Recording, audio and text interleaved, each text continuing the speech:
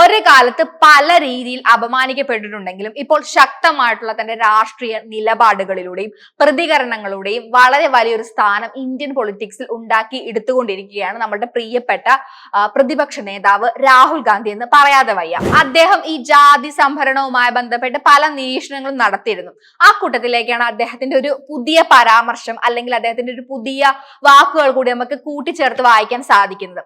Miss India മത്സരാർത്ഥികളുടെ പട്ടികയിൽ ദളിത്, ഗോത്ര, OBC വിഭാഗങ്ങളിലെ വനിതകൾ ഇല്ല എന്നാണ് ജാതി സെൻസസ് വിഷയവുമായി ബന്ധപ്പെട്ടിട്ടുള്ള രാഹുൽ ഗാന്ധി അഭിപ്രായം പറഞ്ഞിട്ടുള്ളത്. ഇന്ത്യയിലെ പല സ്ഥാപനങ്ങളിലും, അത് ഇപ്പോൾ ഗവൺമെന്റ് സ്ഥാപനങ്ങളായിക്കോട്ടെ, വലിയ വിദ്യാഭ്യാസ സ്ഥാപനങ്ങളായിക്കോട്ടെ, ഇവിടെയെല്ലാം SC, ST അതേപോലെ തന്നെ ദളിത് അല്ലെങ്കിൽ മറ്റ് ബാക്ക്വേർഡ് കമ്മ്യൂണിറ്റിയിലുള്ള ആളുകളുടെ പങ്കാളിത്തം വളരെയധികം കുറവാണെന്നുള്ളത് വിസ്മരിക്കാൻ കഴിയാത്തൊരു സത്യാവസ്ഥയാണ്.